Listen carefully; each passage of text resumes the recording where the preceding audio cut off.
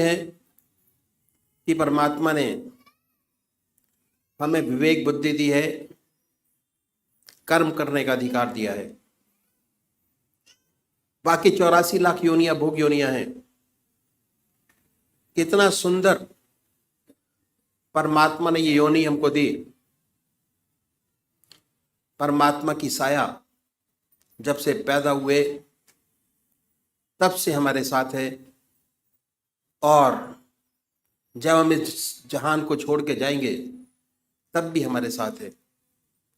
समझने की जरूरत है कि कैसे परमात्मा की कृपा जन्म से अंत तक हमारे साथ है, और ये मनुष्य जीवन के अंदर ही समझा जा सकता है, और कोई योनि ऐसी नहीं है जो समझा सकती हो।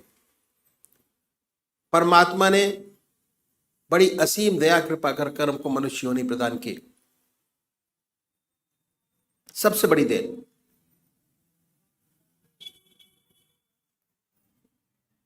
और हमारे सामने हमारे कर्म जो हम पहले जन्म में करके आए, कितने जन्मों के सत्कर्म हैं हमारी आत्मा के साथ, वो ये प्रदर्शित करता है कि हमको परमात्मा ने फ्री कर दिया। बिल्कुल सब कुछ किया जा सकता है, और जो आज कर रहे हैं उसका फल भोग आगे प्राप्त करेंगे।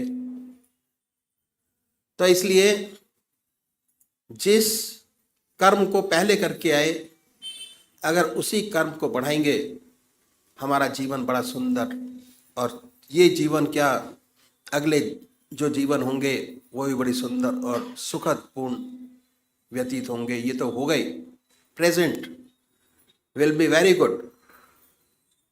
तो सबसे पहले हमको क्या करना है? हम मंदिर जाते हैं, भजन करते हैं, कीर्तन करते हैं, आरती करते हैं। ये पहले तरीके की पूजा है, फर्स्ट स्टेप ऑफ पूजा। मंदिर जाना, भगवान जी को जल चढ़ाना और भगवान जी को नहलाना, उनके कपड़े बनाना, भक्ति भाव, फर्स्ट टाइम पूजा पहली। इसका फायदा बहुत जबरदस्त है, पर यह शारीरिक पूजा है। मन अपने काम में लगा रहता है, और शरीर मंदिर जाते हुए आते हुए और उस समय भी स्थिर नहीं हो पाता। दूसरा तरीका है ध्यान योग, आनंद योग, सहज योग, मानसिक पूजा, मन से।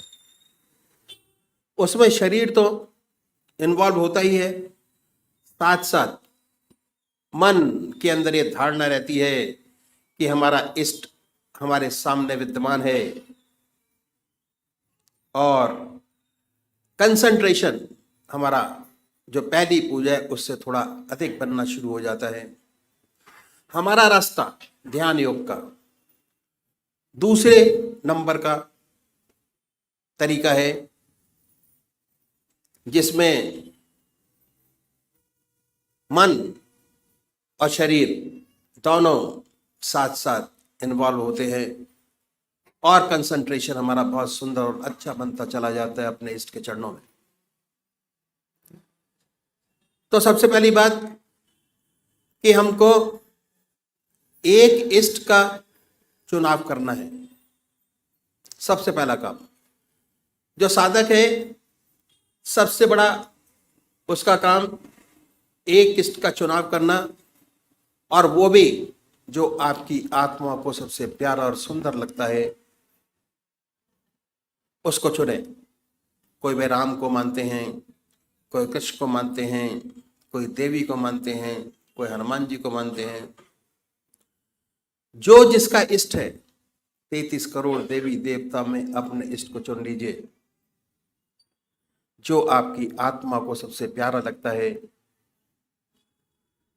2 बत्ती अगरबत्ती जलाएं, बड़े प्यार से बैठिए सुखासन से। वो भी निश्चित कीजिए कि कौन सा आसन सब आप आपके मन को सबसे सुखदायी लगता है, जिसमें सबसे ज्यादा सुख हो, उस आसन पर बैठें। उसके बाद धूप बत्ती अगरबत्ती जलाएं, धूप दीप करें, वातावरण शुद्ध करें, मन प्रसन्न हो। उसके बाद बड़े प्यार से बैठिए। अगर कोई भजन आपको आता है तो गाइए, नहीं आता तो भावना बनाएं। उसके बाद ये महसूस करें कि जो हमारा परमात्मा है, जिसमें परमात्मा की सबसे ऊंची भावना डाली हुई है, जो आपकी आत्मा को सबसे प्यारा लगता है,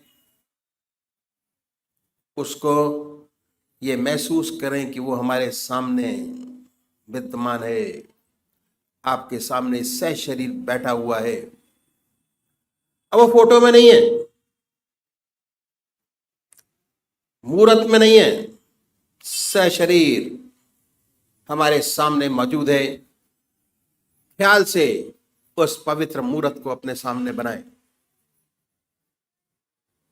और ये ख्याल करें, बड़ी बड़ी आंखें हैं, गोल चेहरा है, जटाएं हैं, सर्पों की माला है। आपका इष्ट जो आपकी आंखों के सामने हमेशा आता है, उसको अपने सामने बनाइए, उस पर अपने मन को कंसंट्रेट करिए, उसी को देखिए। ना कोई और शक्ल बने, ना कोई और विचार आपके सामने आए।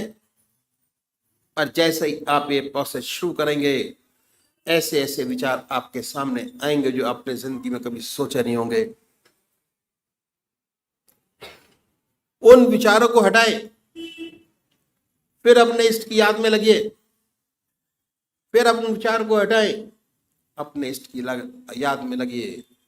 अगर आज ये ध्यान करते हुए, अपने इष्ट की मूर्त बनाते हुए, दिल की हर धड़कन से अपने इष्ट का नाम लेते हुए अगर 100 विचार 1 मिनट में आते हैं, तो कुछ समय बाद अगर यही प्रैक्टिस आपने जारी रखे, उन विचारों में कमी आएगी। और उसके बाद एक दिन ऐसा आएगा कि आप बैठे होंगे और आपका इष्ट सामने होगा, ना कोई विचार होगा ना ख्याल। उसमें ऐसे तल्लीन होंगे, ऐसे खोए होंगे, कितनी मन को शांति मिलेगी, जितना मन पर भार होगा वो हल्का होगा। और ऐसी ऐसी समस्याएं हल होंगी जो जिंदगी में आपने सोचे नहीं होंगे कि ये भी हल होंगी। बहुत सुंदर समा होगा, बहुत मन खुश होगा। मन खुश, आत्मा खुश, प्रसन्नता ही प्रसन्नता है। समाज खुश, दूसरे वो भाई हैं जो निराकार भगवान के उपासक हैं, ओम अल्लाह वाहेगुरु, वो नाम को चुने। बड़े प्यार से बैठिए और ये सुखासन से और ये ध्यान कीजिए कि हमारे मन से ओम नाम निकल रहा है, या जो नाम आपने चुना है वो निकलता है और वाइब्रेट करता है पूरे शरीर के अंदर। उसके वाइब्रेशंस को महसूस करें, उसकी प्रेजेंस को महसूस करें और उसके आनंद से आनंदित होइए। ये पूरा रास्ता ध्यान योग का आनंद ही आनंद का है। बस थोड़ा समझने की जरूरत है।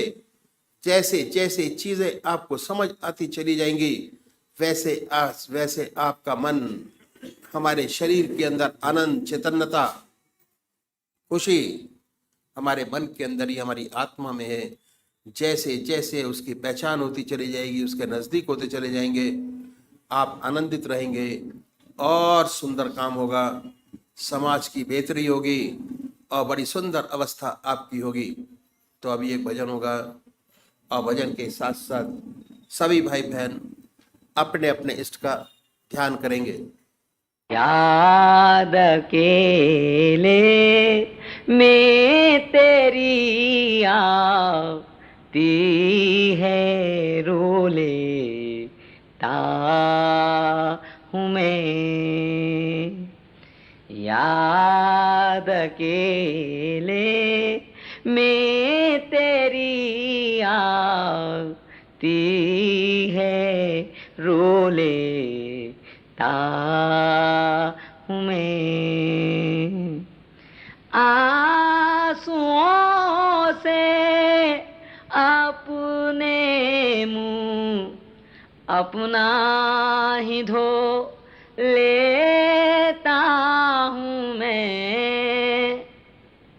याद अकेले में तेरी आती है रो लेता हूँ मैं। याद अकेले में तेरी आती है रो लेता हूँ मैं। पहुँच जा आंचल से अपने आके तू आंसू मेरे पहुँच जा आंचल से अपने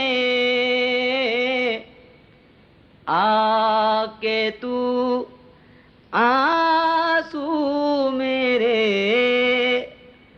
हिलकियाँ बंधती है तेरा नाम जो लेता हूँ मैं।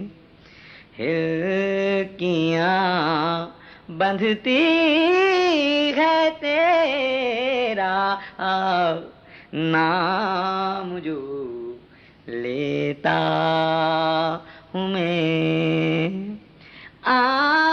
आंसुओं से अपने मुंह अपना ही धो लेता हूँ मैं। याद अकेले में तेरी आती है रो लेता हूँ मैं। याद अकेले में तेरी आती है रो लेता हूँ मैं। काश सीने पर तेरे पड़ते ये आंसू प्रेम के। काश सीने पर तेरे पड़ते ये आंसू प्रेम के। अपने दामन पर मैं इनको थाम तू लेता हूँ मैं। अपने दामन पर मैं इनको थाम तू लेता हूँ मैं। आंसुओं से अपने मुंह अपना ही धो लेता हूँ मैं। याद अकेले में तेरी आती है रो लेता हूँ मैं। याद अकेले में तेरी आती है रो लेता हूँ मैं।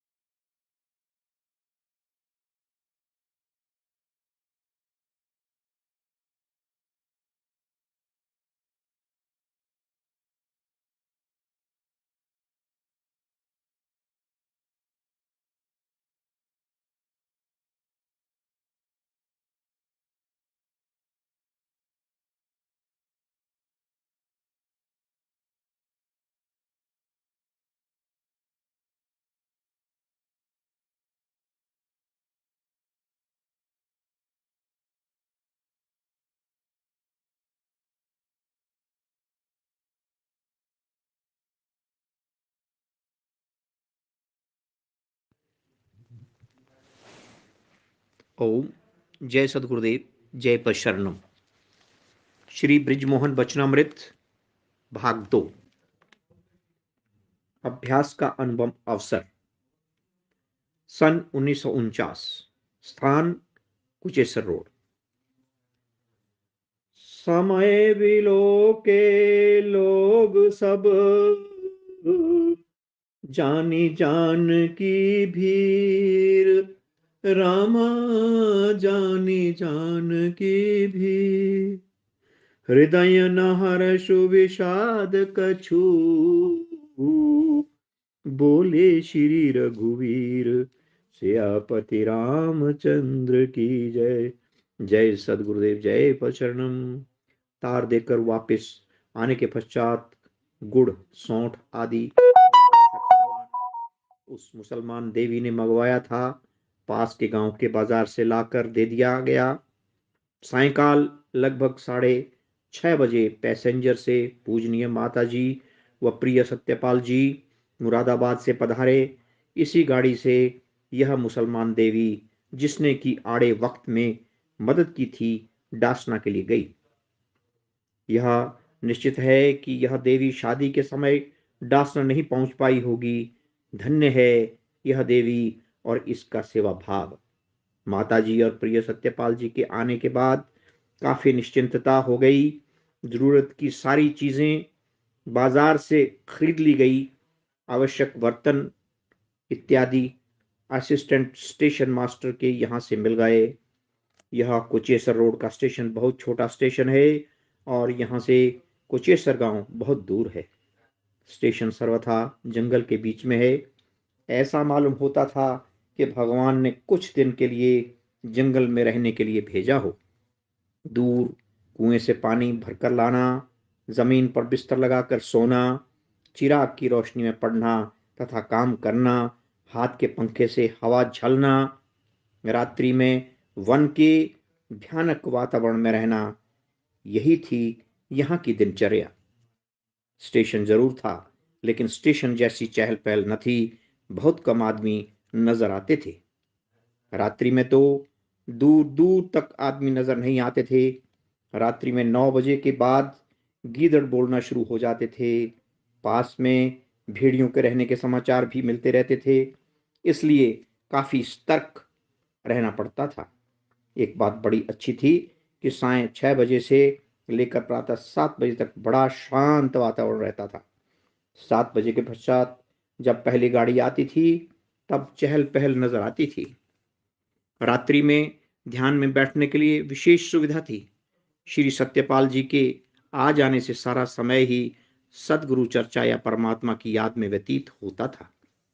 अगले रोज पोस्ट ऑफिस से जाकर यह सेवक कुछ लिफाफे तथा पोस्ट कार्ड ले आया और हर जगह सूचनार्थ लिख दिए। एक पत्र श्री सत्य गुरुदेव जी की सेवा में, जो आजकल नैनीताल में थे, सारे विस्तृत हालात के साथ डाल दिया गया। 10 दिन तक इस शुभ स्थान पर बड़ा ही आनंद रहा और एक वन की रहनी सहनी का अनुभव मिला। प्रातःकाल प्राची की लालिमा में चिड़ियों का चहचहाना कितना सुंदर मालूम होता है, अनुभव से ही जाना जा सकता है। अंदर बाहर सब तरफ उस मालिक के पवित्र नाम की आवाज सुनाई देती है। दिल इस सुंदर वातावरण में हिलकोरे लेने लगता है। जब तक सूर्य की किरणें धरती पर उतरती है, एक अनूठा वातावरण प्रतीत होता है। सारा जंगल भगवान की याद में डूबा वो चहचहाता नजर आता है। कैसी सुंदर छटा उस प्रभु की नजर आती है। हृदय मालिक की याद से भर जाता है। भला शहरों के रहने वालों के भाग्य में ऐसा अनुभव जीवन में कैसे मिल सकता है। रात्रि में सायंकाल 7 बजे से ही अजीब शांति का वातावरण सारे जंगल में दौड़ जाता है। हर पेड़ पर पक्षी मालिक की याद में गहरे डूबकर सो जाते हैं।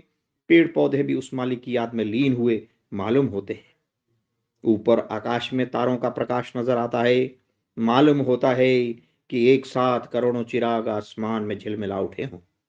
निगाह आसमान की ओर जाते ही दिल उस सर्वशक्तिमान परमात्मा को याद करने लगता है। एक अनूठा दृश्य सामने होता है। मीलों तक फैला आकाश तारों से जगमगाता होता है। कभी कभी जुगनू भी टिमटिमाते नजर आते हैं।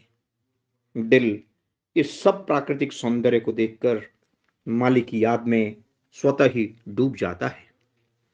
शहरों के रहने वालों का जीवन इन सब बातों से हजारों मील दूर रहता है और जीवन भर ऐसा अवसर नहीं मिलता कि उस प्रभु की लीला नजर आए।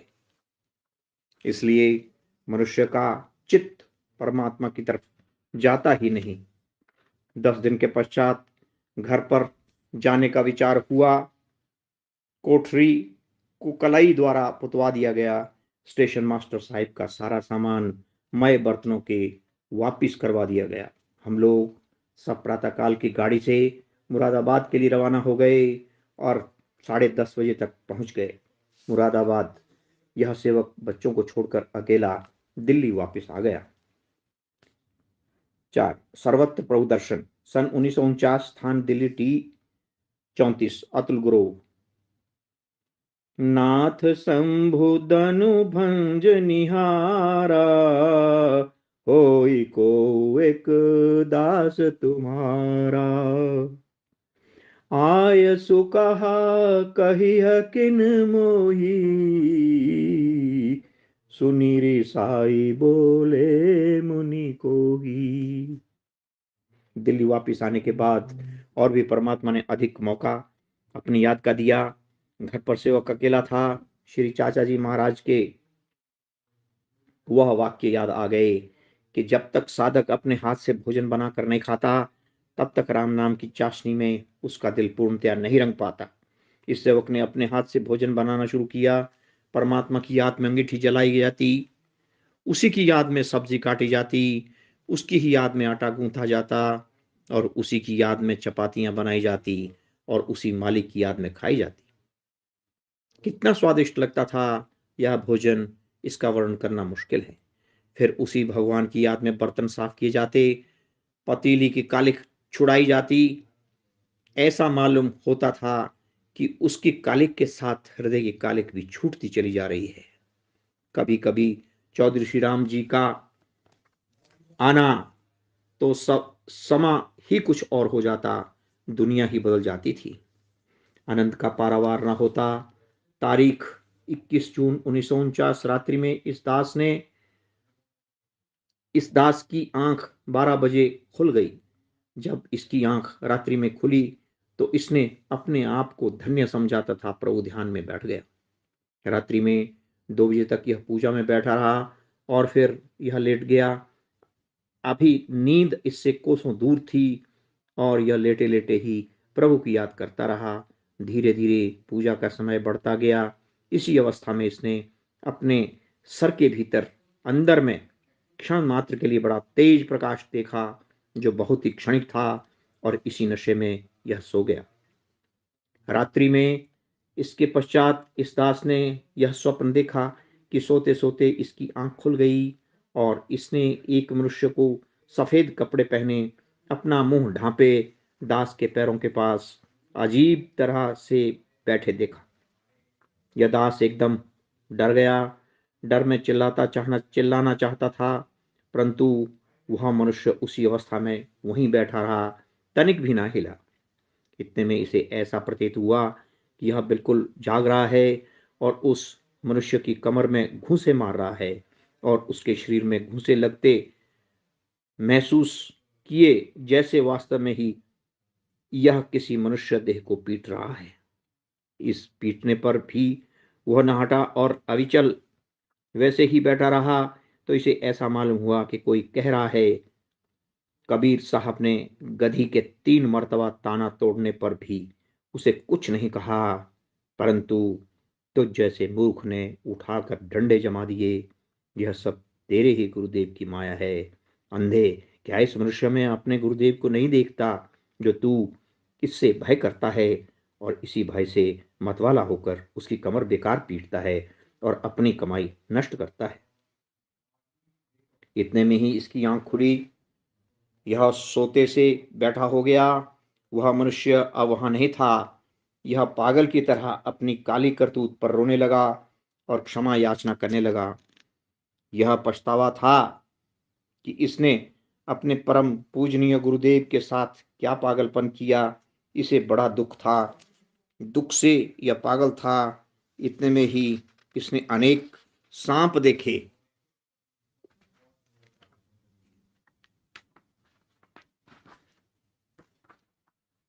इसने अपना हाथ प्यार से उनके मुंह के सामने कर दिया और कहा कि तुम में मेरे गुरुदेव नहीं है क्या? मुझे गुरुदेव तुम्हारे अंदर साफ दिखाई पड़ रहे हैं। यह सांप इसके समीप लेटे रहे और कुछ न बोले। फिर बड़े बड़े बिच्छू देखे। इस दास ने कहा कि आओ, तुम्हारे अंदर भी मेरे परम पूजनीय गुरुदेव का वास है। वो अपने अपने डंक उठाए रहे और इसके पास घूमते रहे। इसके बाद अनेक कीड़े मकोड़े इत्यादि देखे और तरह तरह के जानवर देखे। सब में इस पतित को अब प्रभु की माया का ही रूप दिखाई देता था। फिर हरे हरे पेड़ देखे और यह दास घने जंगलों में चारों ओर प्रभु की माया देखता हुआ और प्रभु के ही दर्शन करता हुआ फूट फूट कर रोता हुआ घूम रहा है। फिर यह शहर में आया। सब प्राणियों में इसे प्रभु का ही जलवा नजर आ रहा था और लोग इसे रोता देखकर पागल कह कहकर अफसोस कर रहे हैं। बस आंख खुल गई। 5, मौन अधिक प्रभावशाली। जून 1949। स्थान दिल्ली टी 34 अतुल ग्रोह। गाधि सुबन कह हृदय हंसी मुनि हरियर सू अज गव खंडे उख जिमी अजहुन बूझ अबू। आज से लगभग 6 महीने पहले इस पतित दास के मुख से कुछ शब्द परमपिता परमात्मा की महिमा में दफ्तर में निकल गए थे। यह दास जहां दफ्तर में बैठता है, इसके साथ 5 सुपरवाइजर और साथ बैठते हैं। उन सब लोगों ने उन शब्दों को पकड़कर मजाक बनाना शुरू किया। उनमें 2 साहब ने तो परमात्मा के अस्तित्व में भी शक जाहिर किया और कहा, ऐसे नाम की चीज दुनिया में कोई नहीं है। यह तो हिंदुस्तान के दकियानुसी हरामखोरों लोगों ने सुपरस्टिशंस, वहम, अंधविश्वास बना रखे हैं और सैकड़ों बातें परमात्मा और उनके मानने वालों को सुनाई। बस एक ही सज्जन उनमें ऐसे थे जिन्होंने इस दास को एक्टिवली सपोर्ट, पूर्णतः समर्थन किया। बाकी सब ने किसी न किसी रूप में क्रिटिसाइज ही किया, नुक्ताचीनी ही की, दोष ही निकाला। इस दास को बड़ा दुख हुआ, परंतु फौरन ही प्रभु का दिया आदेश सामने आ गया। कोट, तुझे उदासीन रहना चाहिए, अपना काम चुपचाप किए जा, तुझे दूसरों से क्या मतलब। अनकोट। उस दिन से इस दास ने यह प्रयत्न किया कि यह उदासीन रहे, चाहे कुछ भी होता रहे, किसी से भी ना बोले, जब तक कि कोई दूसरा ही इसकी ओर मुखातिब न हो या कोई आवश्यकता न पड़े और वाद विवाद में तो भूल कर भी ना पड़े।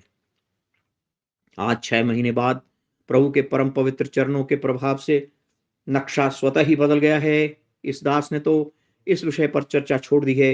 अगर किसी ने कुछ पूछा तो अपनी तुच्छ बुद्धि अनुसार बता दिया, वरना खामोशी अख्तियार करना और जब काम से समय मिले तो प्रभुपाद पद्मों की परम पवित्र धूलि में मन मस्तक नवाकर बैठ जाना। परंतु धीरे धीरे अजीब परिवर्तन दिखाई दिया। जगह का वातावरण ही बदलने लगा। धीरे धीरे लोग ईश्वर की सत्ता में यकीन करने लगे। यहाँ तक कि उनमें से एक साहब ने यह इच्छा जाहिर की कि अगर अवसर मिले तो उन्हें आपके चरणों तक पहुंचा दिया जाए। दूसरे एक सज्जन, जो कभी ईश्वर की सत्ता को मानने के लिए भी तैयार न थे, बड़े ही परिवर्तित नजर आए। कल दफ्तर में काम कुछ कम था। यह दास संत की एक जिल्द लेता गया था। अक्सर यह दास ऐसा करता है। संत पुस्तक को देखकर आप बोले, कोट, अरे भाई, यह मर्ज यहां भी फैलाओगे। अनकोट। इस दास ने कहा, आप इस मर्ज को न छुएं, इससे अलग ही रहें।